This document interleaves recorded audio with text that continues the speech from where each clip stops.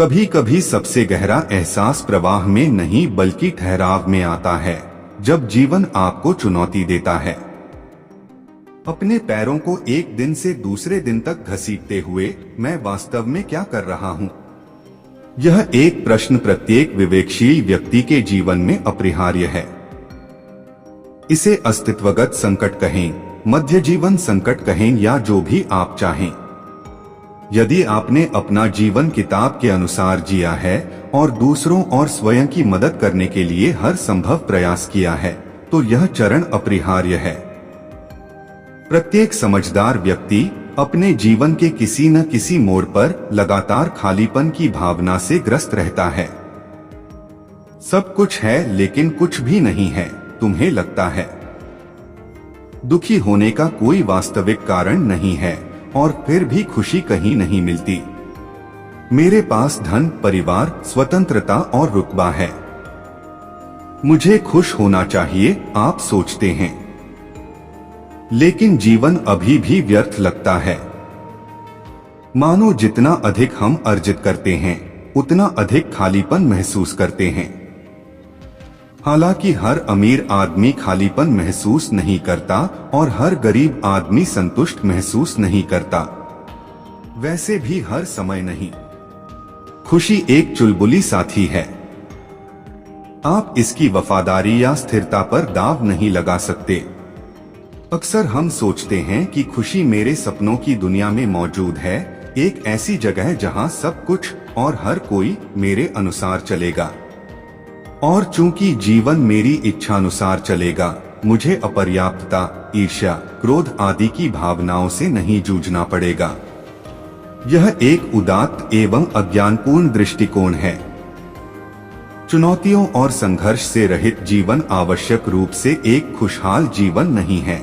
वास्तव में यह बेहद उबाऊ है और अंततः तीव्र उदासी और एक बड़े शून्य की ओर ले जाएगा। हमारे संघर्ष हमें सिखाते हैं, वे हमें आकार देते हैं। मनुष्य को वास्तव में तनाव रहित स्थिति की आवश्यकता नहीं है, बल्कि एक सार्थक लक्ष्य, एक स्वतंत्र रूप से चुने गए कार्य के लिए प्रयास और संघर्ष करना है। उसे किसी भी कीमत पर तनाव से मुक्ति की आवश्यकता नहीं है, बल्कि उसके पूरा होने की प्रतीक्षा कर रहे संभावित अर्थ की पुकार है। जैसा कि हम देखते हैं, एक इंसान खुशी की तलाश में नहीं है, बल्कि किसी भी स्थिति में निहित और निष्क्रिय संभावित अर्थ को साकार करने के माध्यम से आखिरी लेकिन महत्वपूर्ण बात, खुश होने के कारण की तलाश में है। हमारे पास खुश रहने का एक कारण होना चाहिए। हमारी संपत्ति और लोग खुश होने, आभारी होने के कारण हैं, लेकिन वे लंबे समय तक चलने वाले कारण नहीं हैं, क्योंकि वे वास्तव में एक निश्चित सीमा से परे हमारे जीवन को अर्थ नहीं देते हैं। इसमें कोई संदेह नहीं है, वे रंग, विविधता, आनंद और यहाँ तक कि खुशी और संतुष्टि के क्षण भी लाते हैं। फिर भी इसका मतलब यह नहीं है कि हम एक सार्थक जीवन जी रहे हैं। अन्यथा करोड़ों लोग जो भौतिक रूप से सुखी हैं, अकेलेपन, उदासी और अवसाद के राक्षसों से नहीं लड़ रहे होते। जिसके पास जीने के लिए एक कारण है, वह लगभग किसी भी कैसे को सहन कर सकता है। यदि आपके पास हर सुबह बिस्तर से उठने का कोई कारण है, तो आप ऐसा करेंगे। यदि आपके पास जीने का कोई कारण है, तो आप ऐसा करेंगे। यदि आपके पास प्यार करने का कोई कारण है, तो आप करेंगे। यदि आपके पास खुश रहने का कोई कारण है, तो आप खुश रहेंगे। और इसका कारण एक ही बात है, अर्थ। यदि आपके जीवन में अर्थ है, यदि आपके रिश्तों में अर्थ है, तो आप स्वाभाविक रूप से पूर्ण होंगे। अर्थ ही वह प्रकाश है जो शून्यता के अंधकार को दूर करता है। और आपके जीवन में अर्थ खोजने के 3 तरीके हैं। पहला अर्थ है भलाई। वेदांतिक स्कूल का एक प्रसिद्ध वाक्यांश है, जिसे सत्यम शिवम सुंदरम कहा जाता है। सत्यम सत्य है, शिवम दिव्यता है और सुंदरम सौंदर्य है। जिस क्षण आप अपने जीवन में अच्छाई को देखने और उसकी सराहना करने की कला सीख लेते हैं, आप सच्चाई को उसके तरीके से देखना शुरू कर देते हैं, तो आप जीवन की हर चीज में दिव्यता देखना शुरू कर देते हैं। आप इसकी सुंदरता से प्रेरित हैं। हर उभरते क्षण का वैभव, महिमा और चमत्कार आपको भीतर से पिघला देता है। वे आपको धीरे से यह देखने के लिए मजबूर करता है कि आपके जीवन में अच्छाई कितनी प्रचुर मात्रा में है। नीला आकाश, स्वस्थ शरीर, स्वस्थ मन, हरे पेड़, विशाल महासागर, सब कुछ अच्छाई से भरा है। यह मन की एक अवस्था है जिसे सचेत रूप से विकसित किया जा सकता है। वेद इसे सत्व, अच्छाई का गुण कहते हैं। अच्छाई पूर्णता का पर्याय है। सात्विक मन अर्थात अच्छाई से भरा मन शांत मन होता है। तो एक तरीका यह है कि आप अपने दिमाग को अच्छे विचारों से भर लें, या वर्तमान क्षण में मौजूद सत्य, दिव्यता या सुंदरता को देखने का प्रयास करें। तब आपका जीवन बिल्कुल नया अर्थ ले लेता है। दूसरा अर्थ है सेवा। दूसरा तरीका है अपने आप को पूरे जोश के साथ किसी उद्देश्य के लिए समर्पित कर देना। अपने शरीर, मन और आत्मा को किसी उद्देश्य के लिए समर्पित करने से व्यक्तिगत चेतना का अभूतपूर्व विस्तार होता है। आपके आसपास जो कुछ भी हो रहा है, उसके बावजूद भी आपके मन में उदासी के पल होंगे, लेकिन आपको यह महसूस नहीं होगा कि आपका जीवन व्यर्थ है। जैसे ही आप कोई मुद्दा उठाते हैं, आप अपने सीमित और व्यक्तिगत अस्तित्व से बाहर निकलते हैं और एक बहुत बड़े खेल के मैदान में कदम रखते हैं। चिड़िया का बच्चा उड़ने की आशा से घोंसले से बाहर कूद गया है। यह जमीन पर औंधे मुंह नहीं गिरेगा। बिल्कुल सही समय पर यह पक्षी अपने पंख फड़फड़ाना सीख जाएगा। प्रकृति इसे मरने नहीं देगी। अपने आप को किसी उद्देश्य के लिए समर्पित करना आपको अपनी क्षमता के इष्टतम स्तर तक पहुंचने के लिए मजबूर करता है। वेद इसे रजस, जुनून की विधा कहते हैं। राजसिक अवस्था में आप ऊर्जा से भरपूर होते हैं और काम पर जाने के लिए इंतजार नहीं कर सकते, क्योंकि आपके उद्देश्य ने आपके जीवन को अर्थ दिया है। आपका उद्देश्य आप में सेवा की भावना जगाकर एक नई जान फूंकता है, आपकी नकारात्मक भावनाओं को ऊर्जा के उपयोगी रूप में बदल देता है। तीसरा और अंतिम अर्थ है कष्ट। कष्ट सहने से मेरा मतलब यह नहीं है कि आपके जीवन में कुछ भयानक घटित होगा। इसके बजाय जो कुछ भी हमें हमारे भ्रम से बाहर निकालता है वह दुख है। ऐसी घटनाएं और अनुभव हमें विचलित करते हुए हमारे आराम क्षेत्र से बाहर धकेल देते हैं। वे हमें विनम्र और अन्य दृष्टिकोणों के प्रति अधिक खुला बनाते हैं। वे हमें अपने जीवन, अपनी पसंद और अपने कार्यों पर विचार करने के लिए प्रेरित करते हैं। आपको एहसास होता है कि एक चरण में आपने जो कुछ भी मान लिया था वह वास्तव में एक आशीर्वाद था। इस नई ज्ञान और विनम्रता में आप जीवन को अलग ढंग से देखना शुरू करते हैं। वैदिक शब्द तमस है, जो अज्ञान की अवस्था है।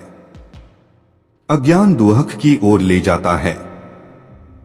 हाँ, यह 100% सच है, क्योंकि दुख हमारे साथ क्या होता है यह नहीं है, बल्कि यह है कि हम इसकी व्याख्या कैसे करते हैं। एक अज्ञानी व्यक्ति अपने नुकसान को उसी शालीन तरीके से नहीं संभाल सकता है। उदाहरण के लिए, एक प्रबुद्ध व्यक्ति मेरे में दृष्टिकोण, अज्ञान व्यक्तिगत दुख का मुख्य कारण है और दुख अर्थ का बीज है। बुद्ध के लिए भी यह पीड़ा का दृश्य था जिसने उन्हें राजसी पद छोड़ने, वस्त्र धारण करने और अपनी यात्रा पर निकलने के लिए पर्याप्त पिघला दिया। एक युवक ने अपनी माँ से कहा कि उसे एक लड़की से प्यार हो गया है और वह उससे शादी करना चाहता है। सिर्फ मनोरंजन के लिए, माँ कहती हैं। वह कहता है, मैं 3 लड़कियों को लाऊंगा और आपको यह अनुमान लगाने की कोशिश करनी होगी कि मैं किससे शादी करूंगा। और अगले दिन उसकी माँ के सामने 3 खूबसूरत औरतें बैठी होती हैं। क्या आप अनुमान लगा सकती हैं कि मेरी पत्नी कौन होगी? बेटा उत्साह से बुदबुदाते हुए पूछता है। दाईं ओर वाली माँ पलक झपकते हुए उत्तर देती है, अरे बाप रे, आप कमाल हो, आपको कैसे पता चला? क्योंकि माँ लापरवाही से कहती है, मैं उसे पसंद नहीं करती। हमें किसी चीज को सिर्फ इसलिए नापसंद नहीं करना है क्योंकि जीवन उसे हमें दे रहा है। कभी कभी एक दर्शक, एक गैर आलोचनात्मक गवाह की भूमिका ही यह समझने के लिए पर्याप्त होती है कि हमें किस दिशा में जाना चाहिए। हमारी आंतरिक प्रकृति हमें अपने जीवन का अर्थ खोजने के लिए प्रेरित करती है। जब जिज्ञासु मन की बात आती है तो अर्थ की खोज ही खुशी का रहस्य है। आप जानते हैं, चुटकुला समझते ही ऊर्जा कैसे मुक्त होती है और आप हंसने लगते हैं। तो यह जीवन के साथ है। जैसे ही आप इसके अर्थ पर पकड़ बना लेते हैं, आप मुक्त हो जाते हैं। अलग अलग चीजों का अलग अलग लोगों के लिए अलग अलग मतलब होता है। यह एक निजी मामला है। जब आप अपने जीवन में अच्छाई, सुंदरता और दिव्यता से बेखबर रहते हैं, या यदि आप निस्वार्थ रूप से अपने समय का एक हिस्सा किसी उद्देश्य के लिए समर्पित नहीं करते हैं, तो जीवन आपको तीसरा दृष्टिकोण सौंपने के लिए मजबूर होता है, पीड़ा। यह तीव्र बोरियत, गहरी उदासी, गंभीर अवसाद या बड़ी व्यक्तिगत हानि के रूप में एक चेतावनी के रूप में आ सकता है। चाहे आप पहले, दूसरे या तीसरे विकल्प के साथ जाना चाहें, चुनाव आपका है। हिमालयी कमल मीठे पानी के तालाबों में नहीं उगते, वे दलदल में खिलते हैं। खालीपन या अप्रसन्नता जीवन की शिथिलता नहीं है। यह आपके दिमाग की खराबी नहीं है। इसका सीधा सा मतलब है कि जीवन आपको अपने और अपने कार्यों पर विचार करने के लिए कह रहा है।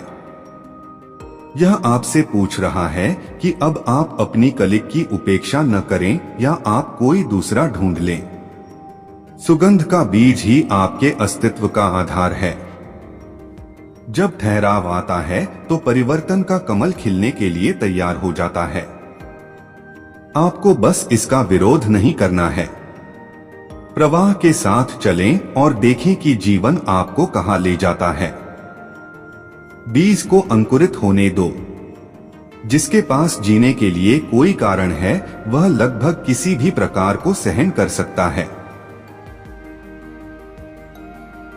तो दोस्तों, मुझे उम्मीद है कि आपको इस वीडियो से काफी कुछ सीखने को मिला होगा। अगर वीडियो अच्छी लगी हो तो अपने दोस्तों के साथ शेयर करें। ऐसी ही और भी वीडियो देखने के लिए हमारे चैनल को लाइक और सब्सक्राइब करें और हाँ, बेल आइकन को ऑल पर प्रेस करना ना भूलें, ताकि जब भी हमारे चैनल पे कोई नया वीडियो अपलोड हो तो उसका नोटिफिकेशन आपको मिले सबसे पहले। तो वीडियो में अंत तक बने रहने के लिए आपका धन्यवाद।